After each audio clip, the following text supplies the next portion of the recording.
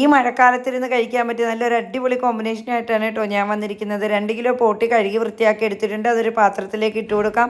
3 table spoon മല്ലിപ്പൊടിയും 2 table spoon മുളക് പൊടിയും 1 ടേബിൾ സ്പൂൺ മഞ്ഞൾപ്പൊടിയും ഒന്ന് ചൂടാക്കി എടുത്തതാണ്.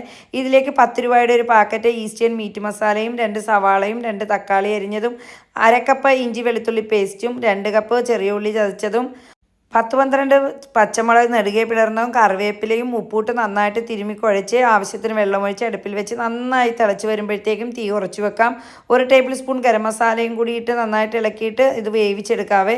ഒരു 2-3 മണിക്കൂർ കുറഞ്ഞ തീയിൽ വെച്ച് വേവിച്ചെടുക്കാം. ലാസ്റ്റ് ഇച്ചിരി പച്ചവെളിച്ചെണ്ണയും കൂടി ഒഴിച്ച് കഴിഞ്ഞാൽ നമ്മുടെ ബോട്ടിക്കറി തയ്യാർ.